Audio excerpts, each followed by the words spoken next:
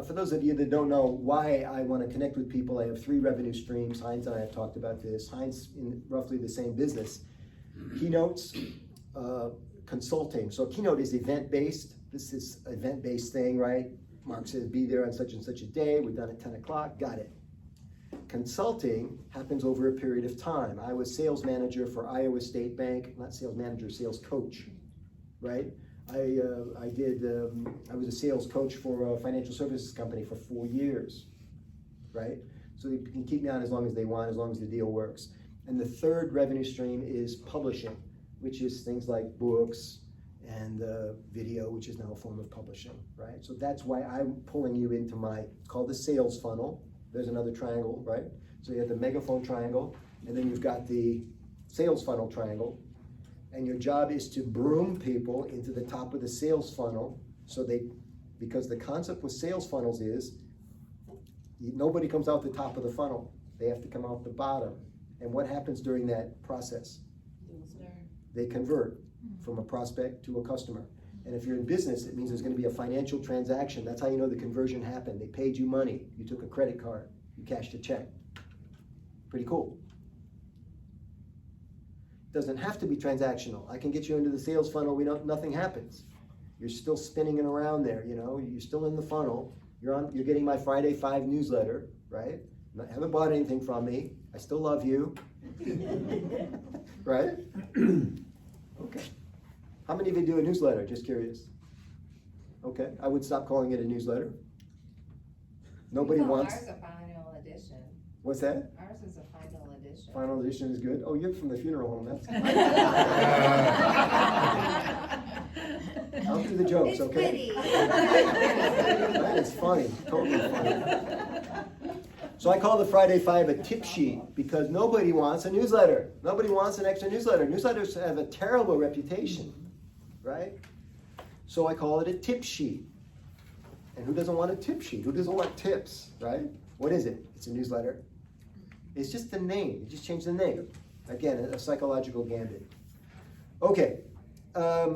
So we're working from the left of the Megaphone now, and then the next thing is content. Because a Megaphone without content, you're dead in the water. You have to have something to say, something to sell. In your case, it's either a product or a service. Even if your sales funnel is Rotary membership, you're selling probably not a product, but you're selling a service. Steve, agree? Agree. Yeah. The service is the organization of this organization that's over 100 years old. You're going to feel good when you contribute to it. You're going to meet the cool people in the community. Opportunities are going to open up for you. You're going to have new friends, right? And that's the way it worked for me. I have lifetime friends in Rotary because of it.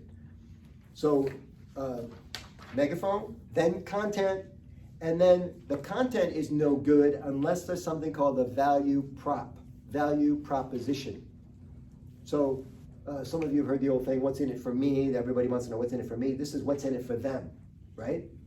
What's in it for them? And it's got to be put in like I like 6-word sentences. If you can't tell somebody in 6 words why they need to spend money with you, you haven't figured it out yet. And this is a big problem, by the way, with Rotary membership, because Rotary, I was talking to somebody earlier, has so many tentacles. You start talking about this and this and this and this and this. Pretty soon the other person's asleep, but you don't notice because you got 10 more things to talk about, right? And you just say 6 words. And not the 6 words that sold you, but the 6 words that are going to sell them. And how are you going to know what's going to sell them? What's the answer to that question? Research. You have to listen to them, which means you have to talk to them before the pitch. You understand? And that's where the time comes in. So if you ask too soon, if you pitch too soon, it's a turnoff. They're like, I don't get it. I'm not even a prospect for you, and you're pitching me your service. This happens all the time at networking events, right? Because they're on the clock and they have quotas and that sort of thing. But you want to take your time. You want to ask questions in a 3-to-1 or even a 5-to-1 ratio, right? I was on an airplane one time, and I like to sit in the aisle seat, and I was playing that game that you play when people get on planes. I wonder who's sitting next to me today. You ever play that game? And a person beautiful woman gets on the plane and she starts coming down the aisle, and I'm like, well, it could be her, right? She gets there and she keeps walking. It's not her. And a big guy gets on the plane, supersized guy. And I go, it could be him. And he lumbers down the aisle, and he passes me. He goes in the back of the plane. And then I heard my seatmate before I saw him because he was on his phone. You know how people talk on the phone louder than they need to? That's not a strategy, that's just careless.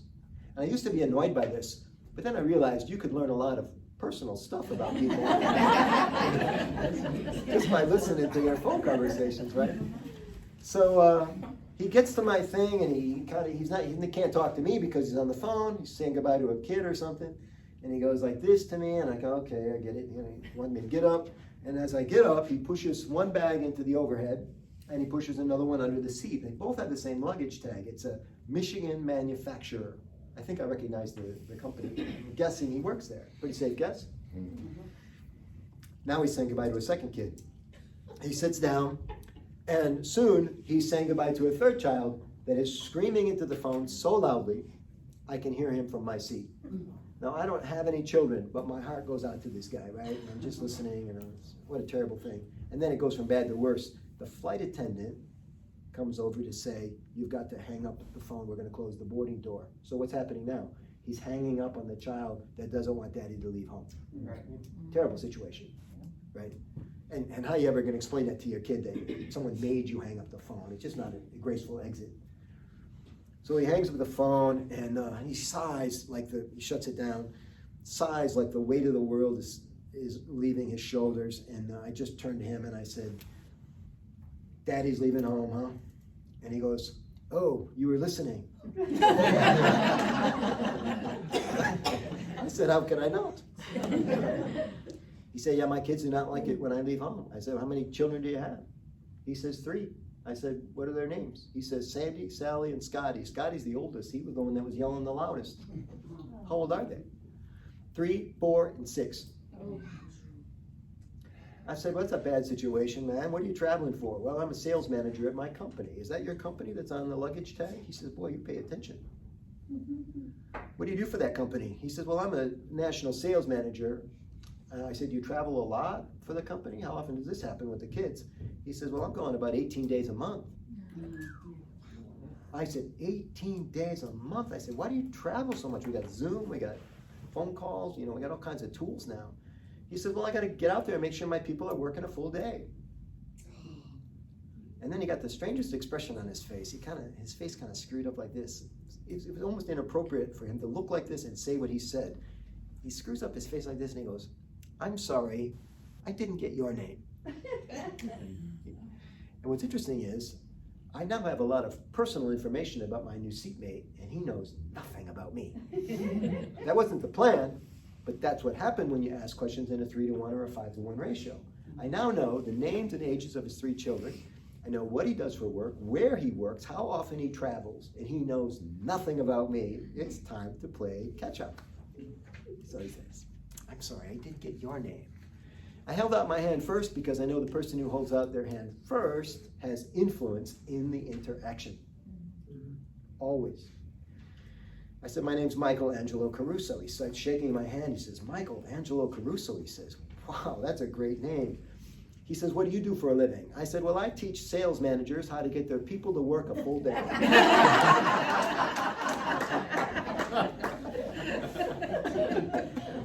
He says, can I have a card? The lady in front of us says, I want one too.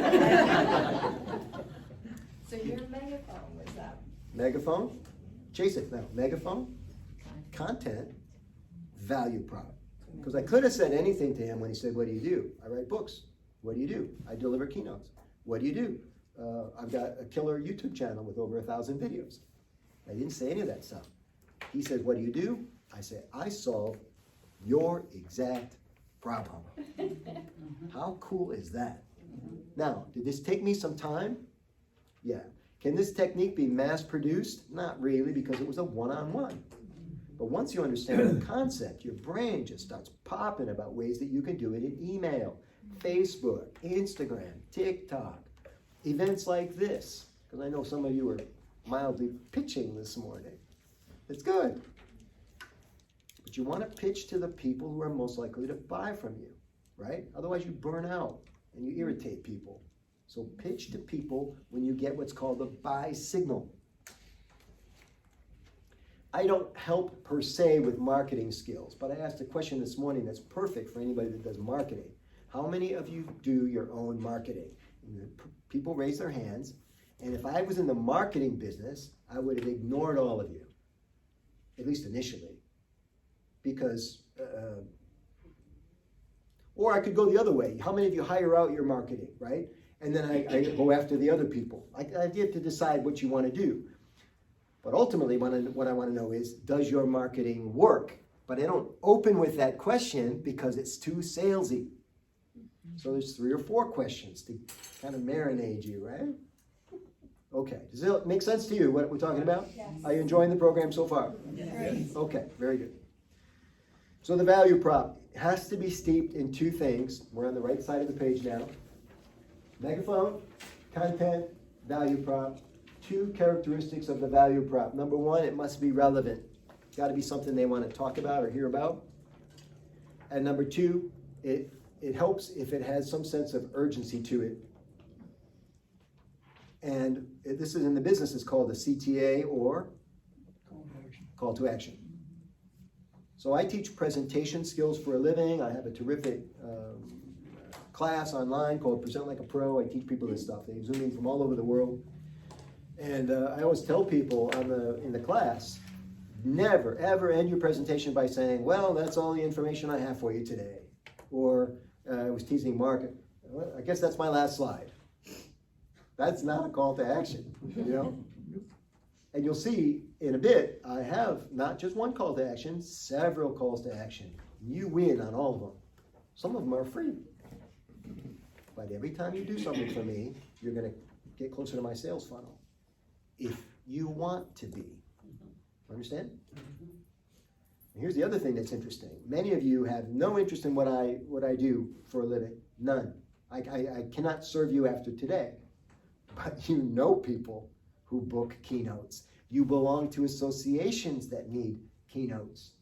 And my hope is that you'll remember me down the road. And I'm going to make sure, some of you were teasing about this too, I'm going to make sure that you remember me in a nice way.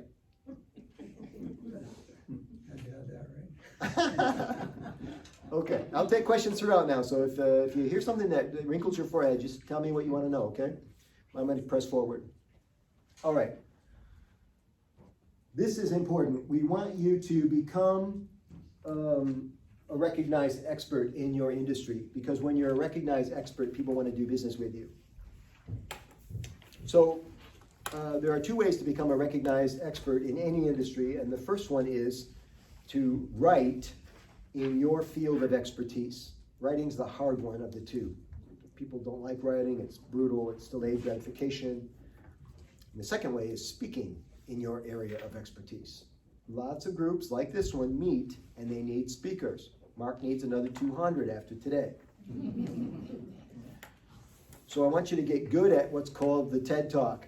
And I want to call it the TED Talk, not because I want you to speak at TED, because speaking at a TED Talk is not the holy grail that everybody thinks it is. I want you to have an 18-minute TED Talk that you give to other people, like Rotary clubs, like sales presentations, like this talk today. This is a little bit longer than 18 minutes. But when you can synthesize everything that people need to know about your company down to 18 minutes, and there's a call to action at the end, there's room for Q&A, there's a little signature story like the one I told you earlier. That airplane story is called a signature story. You need one. I've told that signature story 200 times. It's on YouTube. Airplane story, or Michael Angelo Caruso airplane, right? When you're searching YouTube, at least for my stuff, do my full name and then the extra keyword, airplane, funny, leadership, sales, okay? And you can hear the story again. And you'll hear it's very carefully crafted. All of your stories should be very carefully crafted. You cannot just make up a signature story. Okay, we good? So 2 ways to become an industry expert: write about it and then speak about it. I'm going to give you a couple techniques for both. I am flashing back to Trenton High School. My favorite teacher at Trenton High School was Tom DQ, and I had him for creative writing in my sophomore year. Tom taught me about the most valuable part of speech. It's the adjective. Adjectives are the descriptive words, and when you use positive adjectives to talk about your stuff, they're very emotional, right? So a lot of us will say, we sell cake. Really? Well, what kind of cake? And somebody will say, chocolate cake. Okay. Is it delicious cake? What's better, chocolate or delicious? I think delicious, especially if the other person doesn't like chocolate. You see, not everybody likes chocolate cake, but raise your hand if you like delicious cake. Everybody. See the difference? So that I was talking earlier about the power of words and which words sell better. Use the word that sells better. You can do this with every one of your products, every one of your services. This is called word smithing. You can even do it for practice and fun. I think this video was recorded at one of the other sessions. On YouTube, I won't recreate it for you here, but it's something about how to introduce your spouse. Why are you laughing? Because you already have that down. Or maybe you need help. The trick is to put a positive adjective before the noun.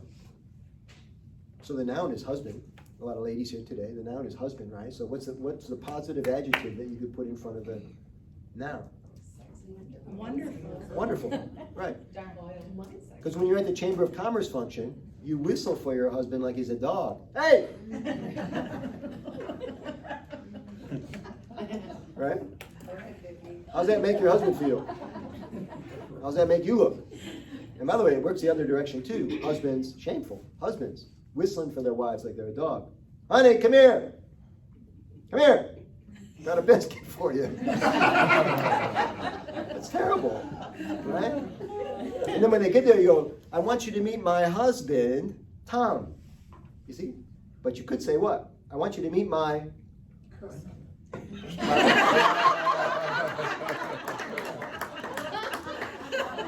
The line was current. I want you to meet my current husband. That's an adjective, but it is not positive.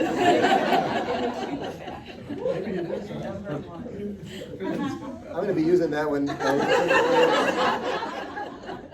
Current.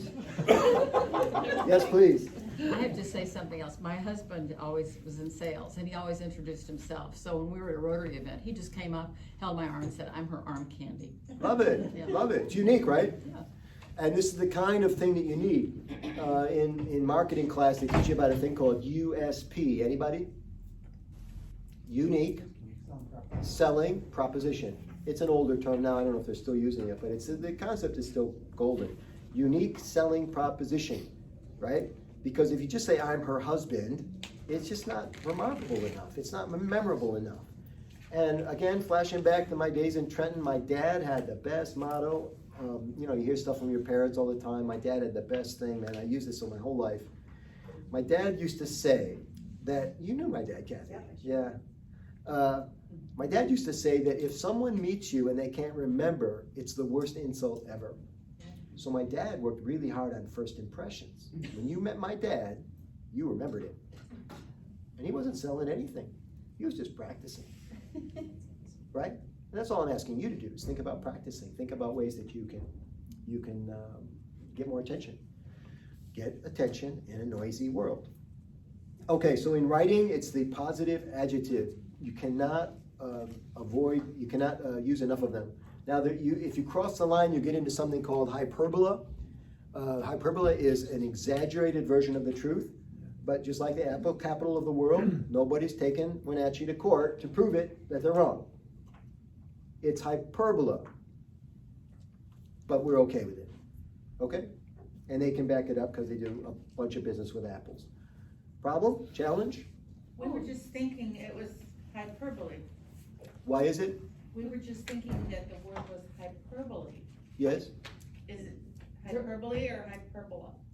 Oh, did I pronounce it both ways? We don't know. It ends in an E, hyperbola, I don't know, that's just how we Sometimes read a lot, people that's just try what to I say. pluralize it or make it plural. Maybe that's where that hyperbole comes from. Yeah, it's hyperbole. By the way, if any word ever deserved to be plural, it's traffics. And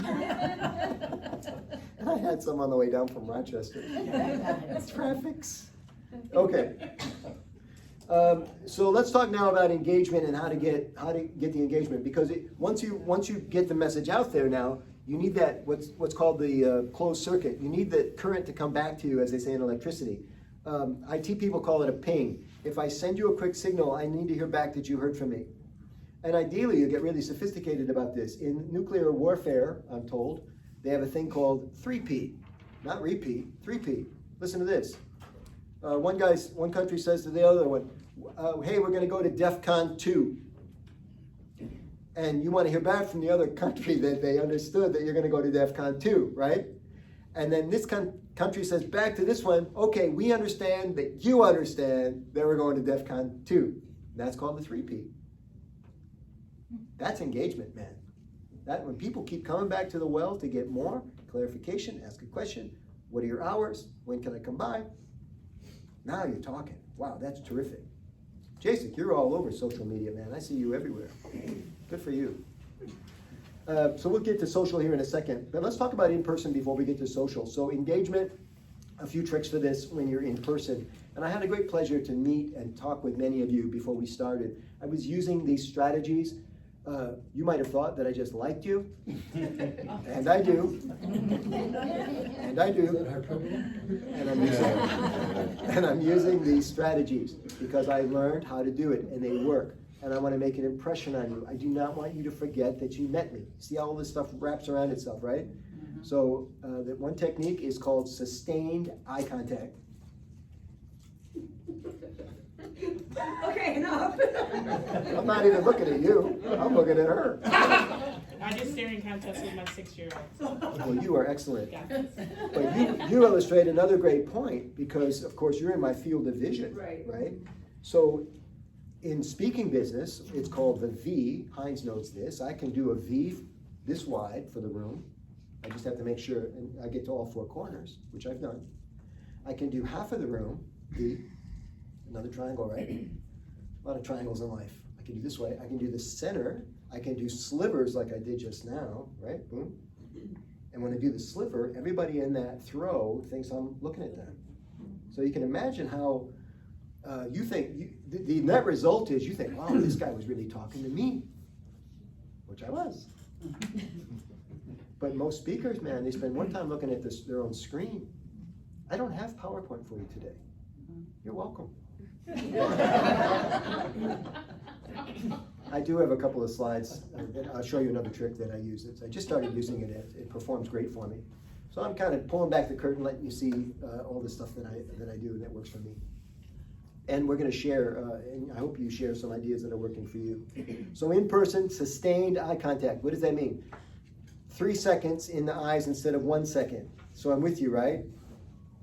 But most people, like when they're speaking, they flip, or they're not looking at anybody. You even read in books, you know, look above their heads. What a bunch of crap. Everybody knows you're looking above their heads. Can you tell? Mm-hmm. Of course. Can you tell I'm not looking at you right now?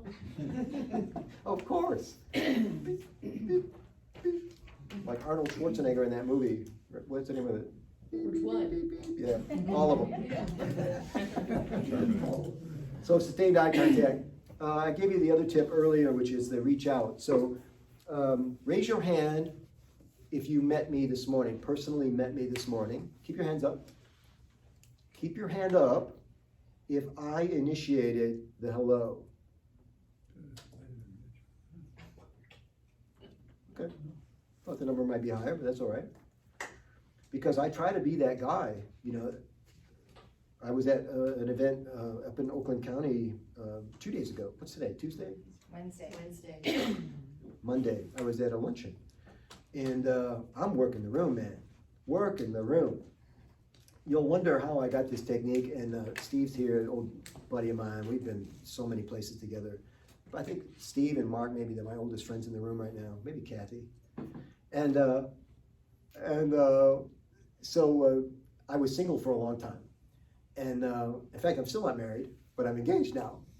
Progress. I got engaged during COVID. Quietest engagement ever.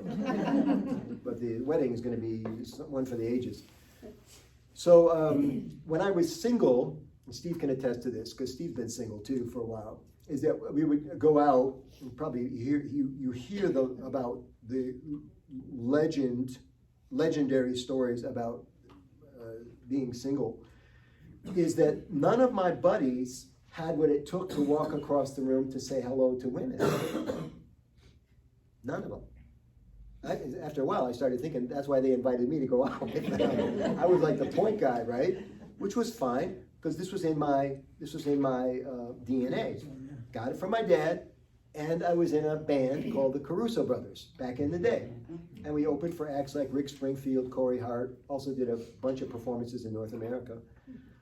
And I learned a lesson, and I want you to try to get this in your head, because when people ask me, how do you do that? How do you walk across the room and say hello to people that you've never even met before? How do you do it? I tell them, I think people want to meet me. And you may not think that's true about you, but it is true. People want to meet you, and you, and you, and you have something for people, and people want to talk to you, and they want your card, and they want to visit with you another time, and they want to see you in other places in the community. It's absolutely true. But again, psychology can work against us. I'm having a bad hair day. I posted on Facebook the other day, nobody ever talks about afternoon hair. But it's a thing. It's a thing. All we hear about is morning hair. So these are some ways that I have had great success in connecting with people in person, and I hope that you could put them into use. Questions? We're going to move into social. So let's talk about engagement on social media, and it works the same on all the platforms. There are differences, of course, between TikTok and Instagram, but TikTok, Instagram, Twitter, Facebook, LinkedIn, all basically the same. If you have a channel, if you create the monster, you have to feed it. If you create the monster, you have to feed it. So let's say you get 500 friends on LinkedIn, like your good friendly speaker guy told you to do, but if you never post anything to those 500 people, you heard the old axiom, if a tree falls in the forest and no one's there to hear it, does it make a sound? Nope. So you got to post. Now you can share stuff, but if you only share stuff, and there is a bunch of people that just share, they never post anything original. If you just share stuff, how will people think of you? No, it's really true to say. Yeah, they may think you don't have any original ideas. I mean, you're a good person, you're paying it forward, you're moving it forward, but nothing original coming from you, right? They may not even listen to you. Mm-hmm. They may not even listen. After a while, they say, well, this is somebody's just sharing stuff I've seen elsewhere. Because if you're sharing original content, it is the only place they've ever seen it. You understand? Afternoon hair. You've never heard that joke before, because I wrote it. Understand? And I've created a grid at home. I call it the social media grid. Somebody's going to think this is a crazy idea. And it's 3 columns, right? So the left column is which social media platform it would be good on. I'm only looking at Twitter, Facebook, and LinkedIn right now, but it may change over time. The left column is the platform. The middle column is the post itself, which is, there's a thing called afternoon hair. That's the joke. And then the right column is a link or the CTA. Now, all of my posts don't have CTAs. Why?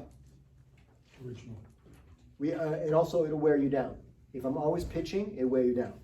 So the afternoon hair thing, there's not really a pitch to that, right? It has nothing to do with my business or anything. It's just funny, right? But it could be a photo of me just waking up in the morning. I have a crazy photo of me yawning, and I've got bedhead, and it's all over the place. Now, you have to be really organized to be able to put your mitts on that photo when you need to post it. But here's why I use the grid. I never, ever have writer's block, because that document is 400 pages long. So there's a lot of content there, and it's word searchable. So if I want to post about hair, I want to post about anything. I mean, current events. And I just created it through the years, you know. But let's say you just had a document with 10 posts, 10 all-purpose posts.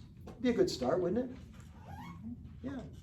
Post all 10 of them once a month. Mix it in with your other stuff. You'd be farther along than you are now. Hey, What do you use for that? just Word document. But it's on my desktop, and I'm curating it all the time. When I wake up in the morning and I'm still brain dead, I do that kind of work because it's light lifting. But I know that I'm sculpting it, right? I'm trimming it, I'm expanding it. I also read a magazine called The Week. We get the print version, but it's also available in computer, which may be better, by the way, now that I'm thinking about it, because you can copy paste. The funny, if there's quotes, funny quotes. Funny quotes are always great, right? And you just copy paste to your own document. You don't even have to keep a document. Paste from The Week magazine to Facebook, right? And always provide attribution when you do that. You're not using other people's material. You'd say The Week magazine. And if I do a hashtag, The Week, or whatever the hashtag is, now I'm gonna get maybe some more eyeballs that I didn't get earlier, right? We good? I try for 10 pieces of engagement on Facebook. What's engagement? What am I talking about? Comments, likes, Good. Comments, Shares. likes, shares, emoticons. 4 types, right? Are they all worth the same amount of points? No. What's worth the most? Is it? Share is worth the most. Why? More people are going to see it. Because if they share you, you're now introduced to another complete funnel, right? It's on their timeline. Comment just shows up on your timeline. Now, you don't want to ask everybody to share all the time, but once in a while you ask them to share. But here's the secret. If your content's good, they'll just share it. You don't have to ask them. That's how you know you have good content. So I look for 10 pieces of engagement. The least valuable to me is those stupid emoticons where somebody thumbs up or smiles or something. It's not worth anything to me. But it's better than just seeing impressions. Yes, it's better than nothing, Right. but they're not worth much. I want a comment, I want to share. That is engagement with a capital E. So 10 on Facebook, that's probably my strongest marketing muscle is my distribution list, email distribution list. My strongest social media platform is Facebook. It just happened to be that way. I had a pretty strong Twitter following, it got hacked. I had 7,000 followers on Twitter and I got hacked, I lost it. It's okay. I'm on Twitter for the media attention. The media does not troll Facebook. They will if they're looking at you closely, but they're more likely to do Twitter because of the hashtag search thing. And Twitter's in a funky place right now because of ownership. But that's how you engage on social. And you can also tag people in the original post, which will get their attention. So for this gig, I think Mark probably saw it, I tagged some of my mates downriver to say, I even said, this one I said share, I said, let's help more people. You saw it, Kathy. That's what it said, I think. Let's help more people, or please share so we can help more people. And probably 3 of my 6 friends did it. Better than nothing, right? And not an empty seat in the room, by the way. Mark, can you take a picture? Maybe over here? Thank you. I'm going to show you another trick now for the picture thing. I'm very careful. Let's do it from up here, Mark, in this corner. And we're going to pose for you. This is important. Because if he just takes a picture of a bunch of people sitting on their asses, that's not the image you want, it's not the image I want. I want people to know that we had a good time here and it was really fun. So we're all going to look over here and smile. Cheese. Okay. See? That's the photo we want people to see. That's the photo Mark wants people to see. Right? So we took a few seconds to do it, but I'm okay with that. How many people saw us take the picture? 40. How many people are going to see it online? 40. 4,000. Yeah. Right? Okay. You get it. I got a little bit more content for you, and then we will we do some Q&A and get everybody happy. So I want to show you this, and I'm going to do a giveaway. I brought some books. This is, I mentioned publishing is one of the things that I do. Now, I didn't come here today to sell books, but if you wanted to buy my book, it's available. Do you hear the difference? And how do you know it's available? I'm about to tell you. I'm not going to tell you that I have the books. I'm going to tell you about the books. Not because I'm selling them, but because I'm going to give this pair of books away. You hear the difference? Okay. When I do this in conferences, I've done it with 1,000 people in the room, and I do it so quickly, but by the time people figure out what's going on, they don't have time to analyze it. They just want to give me their business card and their email address ASAP so they can win the thing, because the books are really good. This is called Work Hacks, and inside are just a bunch of them. Here's one on time, relationships, tips for interviewing prospective employees, finish every presentation by doing these 5 things, right? This is called the printer's spread, everybody, because every time you open is a printer's spread. It's 8.5 by 11. You put it on a copy machine. You can make placemats for meetings, right? And some speakers are upset when you photocopy their stuff. I want you to do it. I do, because I want to help people. And if you win today, you photocopy it and you start giving them information out. My name's on the pages. I got attribution. This is called Little Ideas with Big Results. A lot of these aphorisms, actually, I got them from my dad. My dad used to say, you can never, ever change another person. Is it true? Well, we try, don't we? Yeah. So the aphorism, and then the vignette that talks about it, right? And same thing, it's a printer spread as well. These are $30 online. I'm going to give this set away in a minute. $20 today as a favor to Mark and all my friends downriver, okay? And I don't have my credit card thing today, so just cash if you don't mind. If you want. If you don't, that's fine too. So quietly get out your business card. I'll trade you your email address for a chance to win. And we understand that if you give me your email address, I'm going to send you my Friday 5 tip sheet, right? Which you can remove yourself from the list anytime. Thank you. Yeah. So you understand how this works, right? Okay, cool. Let's do some Q&A. And while we do this, I'm going to take you through this new slide technique. I want to get your opinion on it because we have some smart marketing people in the room. Questions about anything? Okay. Kathy. Do you find like a really cool graphic or photo works better, or a joke? Well, everybody loves humor, but I think graphics work better because it's a great question. Left brain, right brain thing. So the left brain processes language, the right brain processes image, right? Left brain is logic, right brain is music, poetry. So what matters is who you're talking to, right?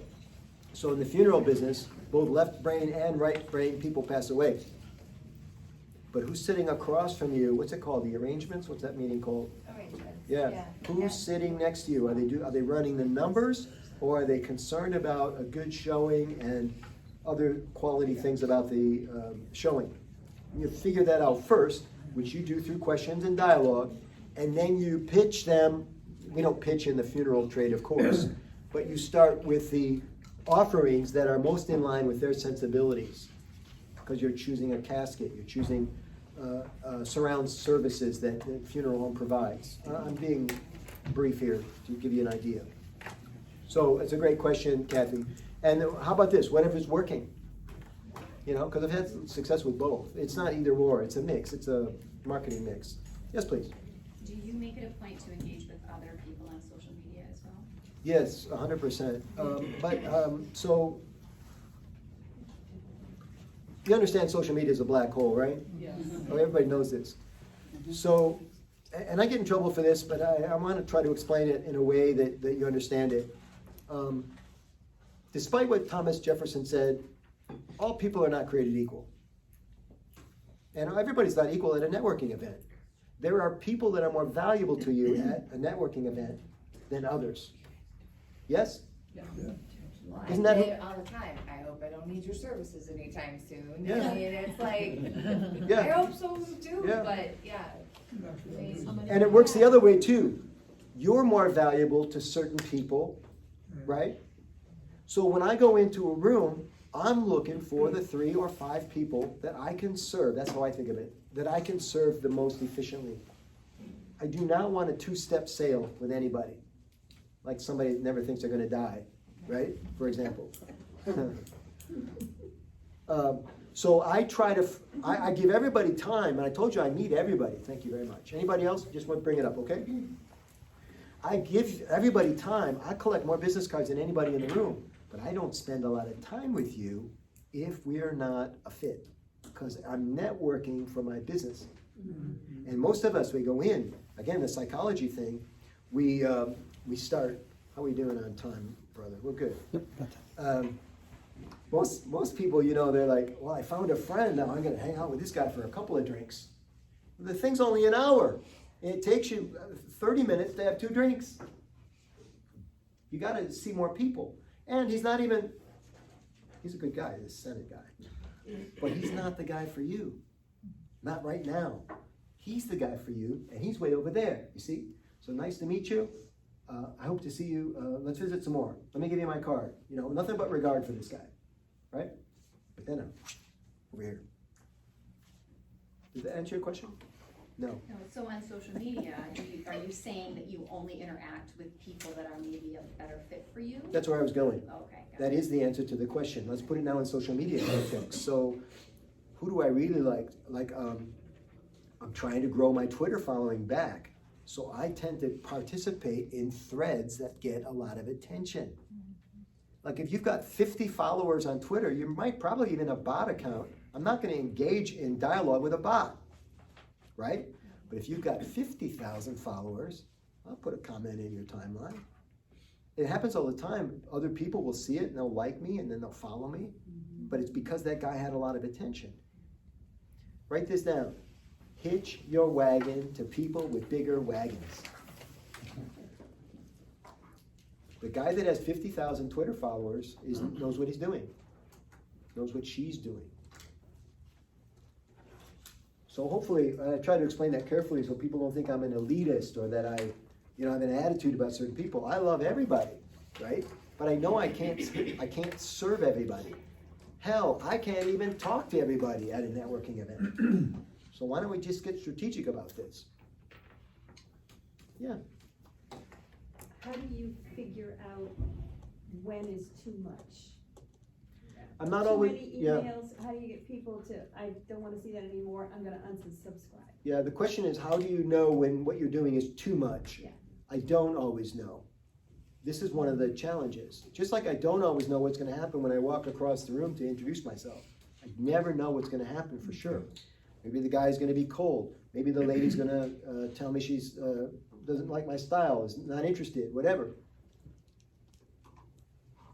But I don't mind the rejection because I don't take it personally. Q-tip, quit taking it personally. It's not, they quit your list. It's not they didn't like you as a person, it's that your tip sheet wasn't any tips.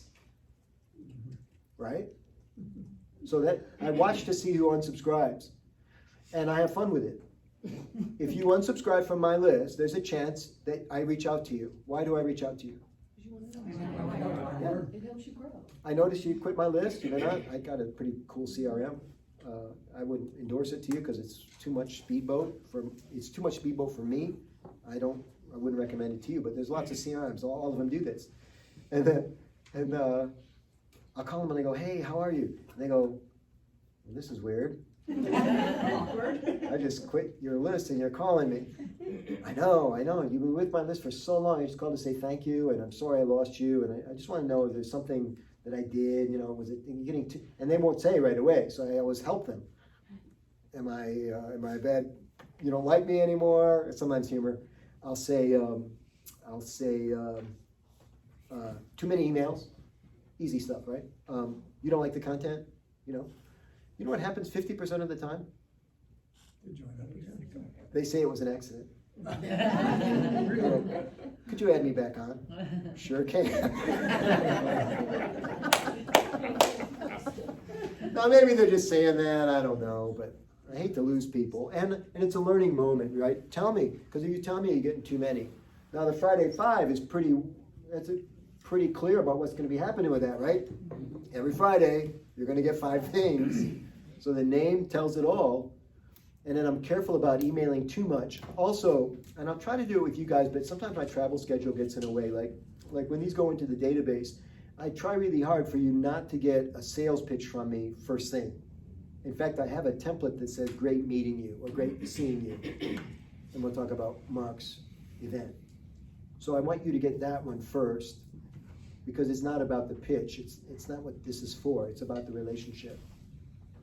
So if you zoom all the way up to 30,000 feet, this is about, at its base level, it's about communication that delivers relationships. That's what we've been talking about this whole time when we talk about getting attention in a noisy world. Questions? Speaking, when you're doing speaking engagements such as this, I just did one last week. Unfortunately, the room wasn't set up this way. Yep. So I did feel like, because everybody was sitting, and when I was on camera live, I did feel like I was looking above their heads because they were so spaced out. So how would you set up that type of triangle or slivers? You know, there were a couple of the people that I was able to engage with before, you know, I was presenting, but so it was easy for me to use them in a sense as my leverage because they had shared, you know, a couple tidbits with me, but otherwise I did feel like I was looking over their heads because some of them were on their computers and Sounds like engagement could have been better from both directions. okay. And we've talked today about things that would solve that, right? You gotta I stay. had 10 minutes for my presentation thing. Well, so- even better. I mean, it's Okay. even super hard. More time isn't necessarily a gift, right? Right. If you can't do it in 10 minutes, you're never gonna be able to do it in an hour and a half. Right. You gotta find a way to get that connection with people. Now, if I had to synthesize this presentation down to 10 minutes, all the important stuff would have been there. We just cut off the fat. And the stuff that was least nutritious to you, you wouldn't have gotten in a 10-minute program. But I've done 10-minute versions of this. Okay. Because in this, I just know in this scenario, it probably wasn't a good day Yep. for me to be there because I guess some crap happened Oh. before the meeting. So a lot of the attendees were already scrambled. Yeah. So that's where I felt, and like when I walked away, I'm like, that didn't go as well as I had hoped. There was some Q&A, fortunately, but, in that type of engagement, but it was like, I think I walked into in a sense, a shit show because there was so much You never know. animosity and You never stuff, know what so- you're walking into. Okay. You mentioned that maybe it wasn't, you walked into some kind of a tumult or something. Yes. So a couple ideas for you that might help for next time. One is that I have when I book with Mark and I have an understanding, but if I'm booking a new client, I'm very clear about what I expect when I get there. Like, I don't want a circus when I get there. I don't want people on their computers. I want to know what the room looks like. I want to know how this is called classroom seating. My preference is something called chevron seating. That's how particular I am, right? But in this case, the room is small enough. I don't think anybody's craning their neck. You comfortable? Very. Yeah. So it's not too bad from these edges of the room. So that's the first thing. I set the table, right? In my keynote thing, no clearing of dishes during my presentation.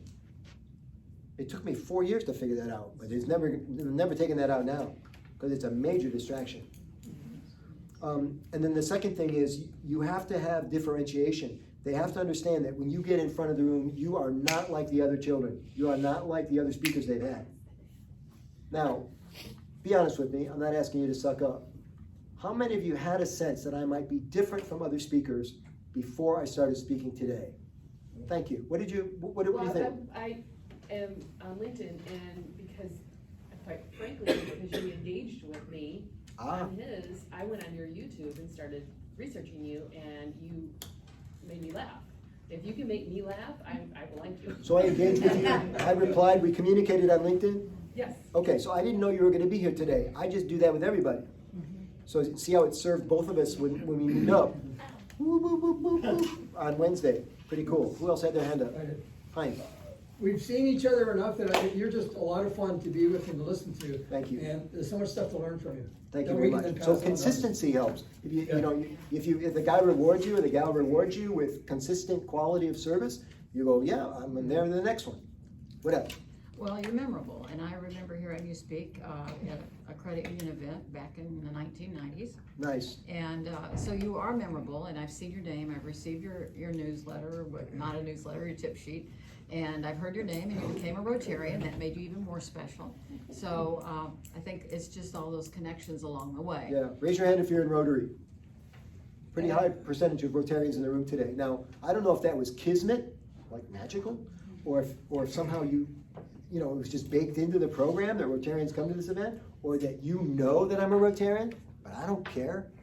The room is full, no empty seats. Anybody else want to contribute the special? Because we're trying to help this nice lady from Hal Peterson differentiate. How is it that when she walks into the room, it's going to be different than all the other presenters? Anything else? Yeah.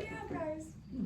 It's kind of funny because I'm interested in the topic, obviously. And then when I saw that you were speaking, I remember you from the early 80s in Trenton playing guitar for the Caruso brothers at the Trenton Theater. So history. That's kind of, I don't recognize him without his guitar. I wonder how he's playing. Those were great days. And Trenton was such a great place to grow up, and you guys are still keeping the community strong, and I thank you for all the good things that you do. Yes, please. I did like how when you came out, you initially like outlined like, okay, this is what we're gonna do. I'm gonna give some, you're gonna give some, like we're gonna be engaged. So that was nice for me because then that's exactly how I like my workouts too. Like I like to know how they're gonna break it down. Yeah. That way I know what to look forward to, and so that I feel like was nice because it's, you know, sometimes an hour can feel like a lot longer than that. The old axiom, thank you, the old axiom is tell them what you're gonna tell them, and then tell them what you told them. I don't like cliches, I don't teach it, but that's the psychological gambit that you're talking about. You know what kind of ride you're in for. And speaking of ride, back to you again. When I start a presentation, you know who's driving the cab. You have no doubt what you're in for almost immediately, largely due to my body of work and my experience. And I can teach this to you, or you can learn it, but you can't fake it. And if you're ambling at the front of the room, and I don't know that you are, but if you're ambling at the front of the room where people sense that you're not weak is a strong word, but I'm sure. it's like kids in school with a substitute teacher. They know if they've got a day off. They know right away. And I am not your substitute teacher. Have you tried that lately? No. Okay, here, let me show you this technique, then we'll do the drawing. So I'm using a technique right now, it's called the black slide. And the black slide that means that the program is hot and loaded. So all I have to do is press the arrow, hopefully, I'm using Mark's computer, which takes us to the first slide. So the black slide means it was already on, waiting for me. You understand the difference? Okay. Now, here's what I like about this, and here's what's been great. I'm using a service now that will import, when you sign up for this free ebook, it will import you into my database, which means I don't have to pay somebody to keystroke it. You're doing it. Plus, you're doing it, and there's value to that, right? I'm not putting you in my database, you're putting yourself in my database. So like there's this participation thing going on.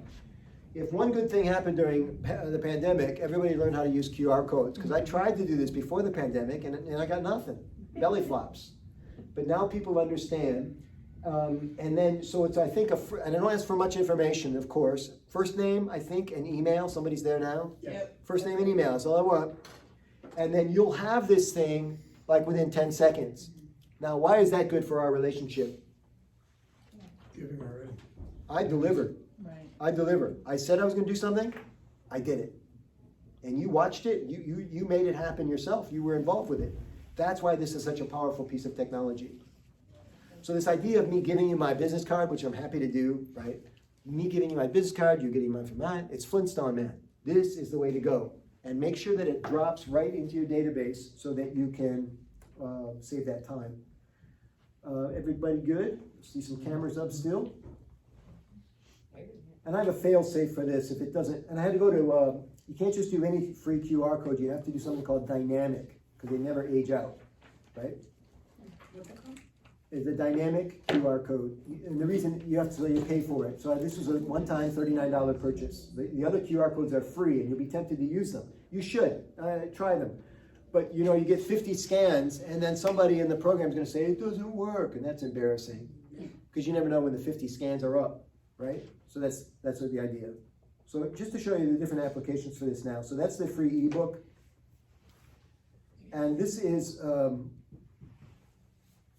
free marketing tips in a Facebook group that is largely Rotarian. So there's a lot of Rotary strategies in this group.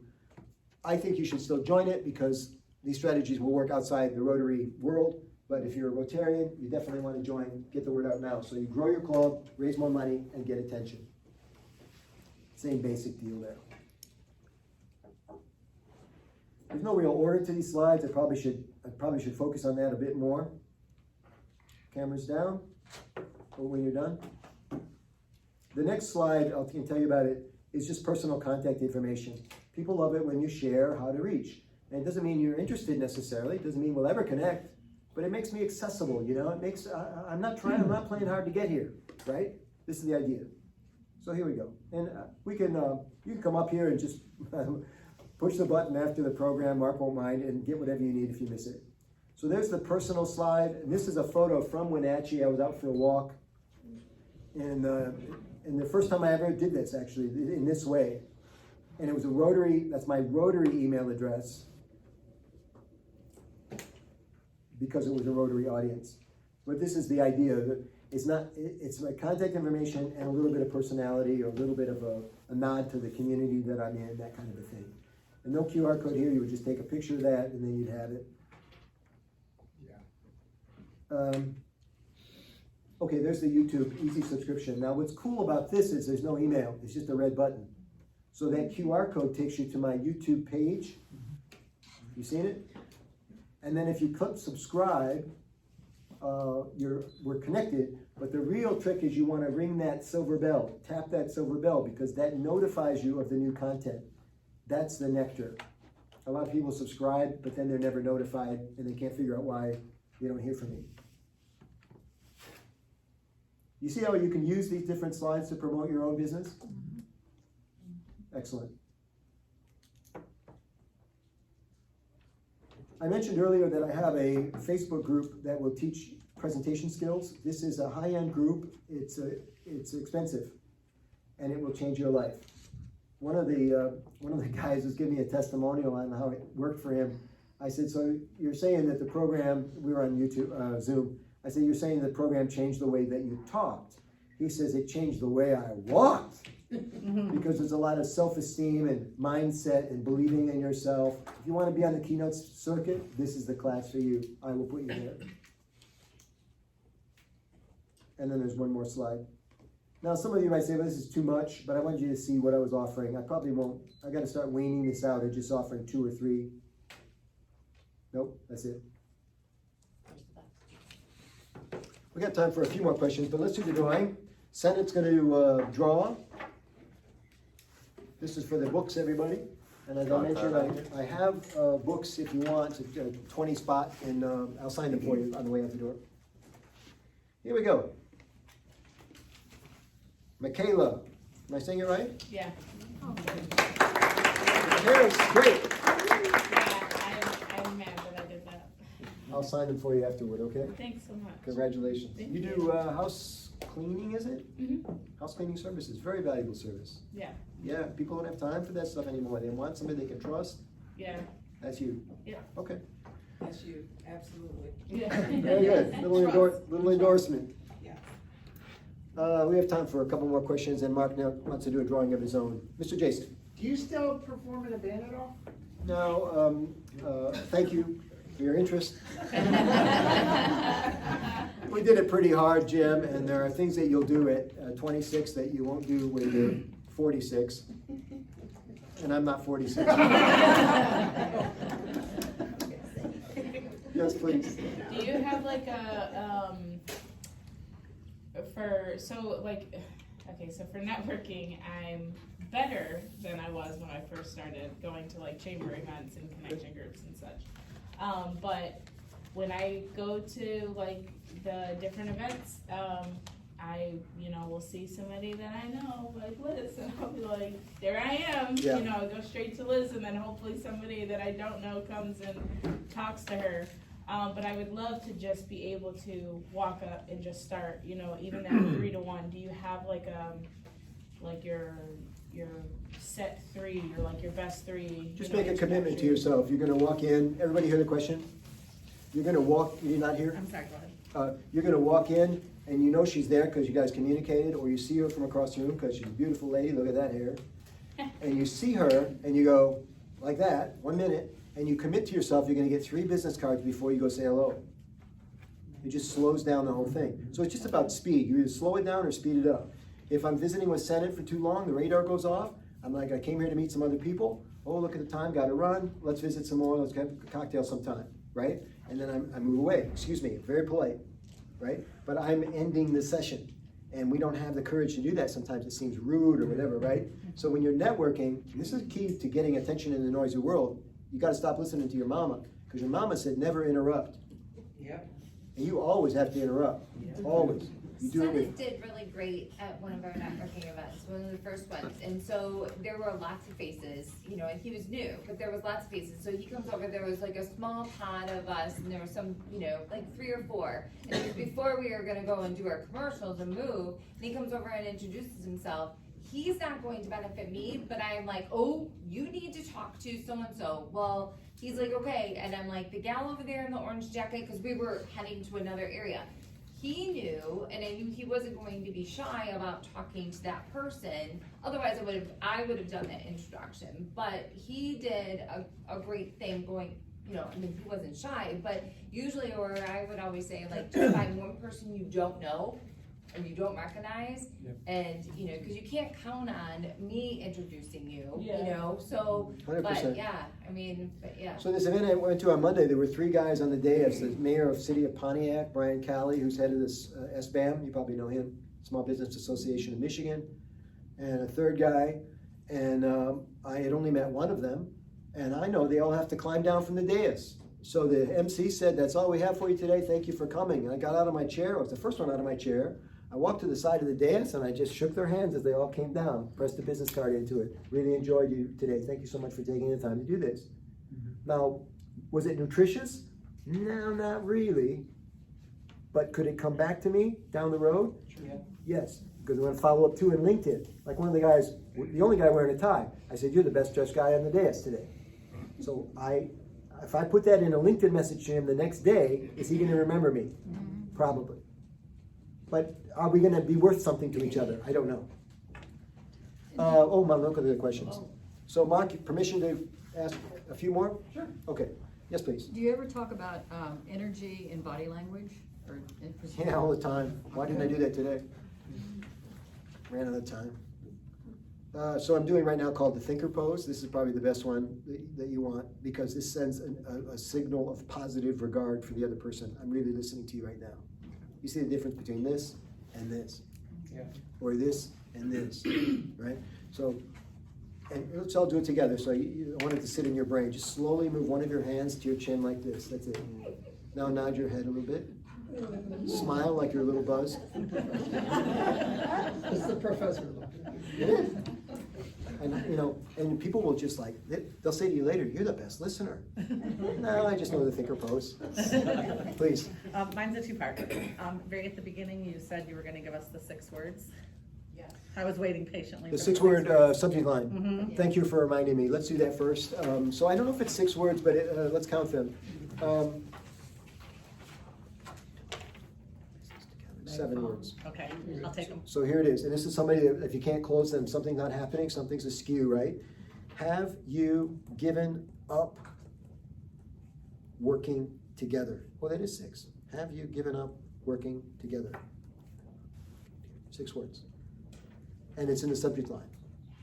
And there's something magical about it because it's called a binary question, which is really easy to answer yes or no.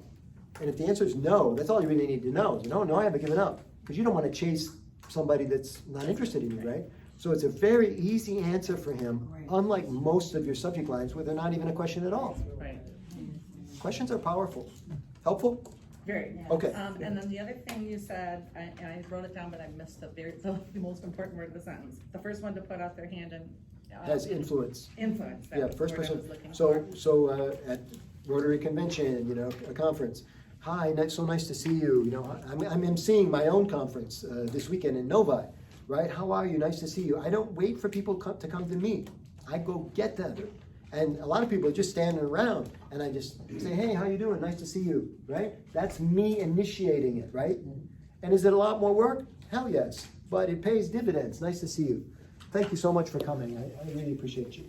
And so, and it's nothing anybody like cognitively registers, oh, he was first again.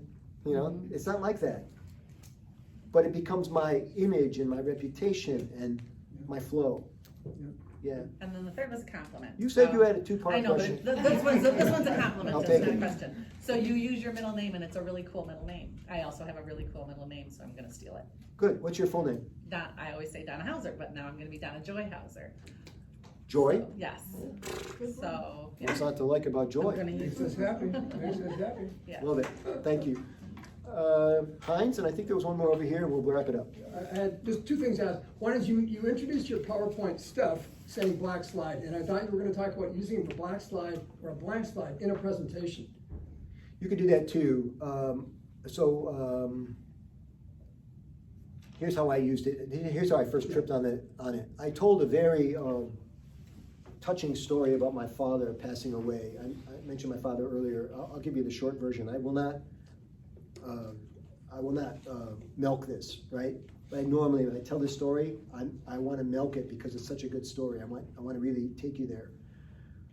When my father was in the hospital, and we couldn't decide if he was going to live or die, and you had to make this decision about whether to unplug. I mean, it's one of those dire situations, right?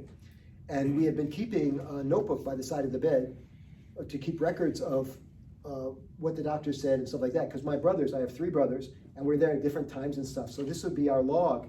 Because, the nurses, they're great, but it's just hard to get the straight dope sometimes. So I want to hear from my brothers what's going on when I get to the hospital. So there's a pad and a pen. My dad had a trach, and he couldn't talk. And so the doctor said to us in the hallway, sometimes the patient knows what's going to happen before the doctors do. Isn't that great? So I'm the eldest son, falls upon me. I didn't do it right away, but maybe that night, the next day, I said, hey, Dad, I have a question for you. And he's all wired up. He can't talk because of the trach. And he goes like this, and he's listening. And I go, what do you think's going to happen? Just like that. Again, the binary question, yes or no, right? And he's got all these cables in his hands, so he goes like this, and you're gonna write. And so he writes the 4 words that told us what was gonna happen. And I actually took a picture of it, and I have a slide that, isn't that a great story? That's a short version. And the 4 words were, I think I'm improving. Okay. And he wrote those 4 words, and then he died that night. But here's my favorite part. My dad died thinking he was getting better. How cool is that? So that slide is in all of the other garbage slides of my content, right? That killer slide with all the drama. I can't just leave the Snoopy cartoon and go to my dad's thing. So I put the black slide in between. And that was my trigger. We're going dark for a minute. And I know what's coming next, right? So that's how I first learned to use the black slide. Sorry for the long answer. So the reason I asked that question, it's a nice trick when you have to use PowerPoint to put a blank slide in black, white, or whatever it is. And there are tricks you can use in PowerPoint presentation mode. If you hit Control white, the screen goes white, Control B, the screen goes black. It's just a neat trick. It's a powerful thing to do to say, guess what? Don't look at the crap I've got on my screen. Look at me. I'm speaking to you. It's a neat trick. The other thing I was just going to mention is I also had a music gig in my 20s, and it's come back to revisit me 40 years later. It's so much fun. It's so much fun, Michael. I know you played. I did it through last year. 4 seasons. Here, and then Mark. Okay, just a short comment about PowerPoint. It can be effective, but I've seen too many presentations where they try to cram a lot of stuff on the Yes. screen. It's like with yours and with everybody, if you ever use PowerPoint, less is more. 100%. Like you didn't need PowerPoint today, right? Good presentation? No. Oh,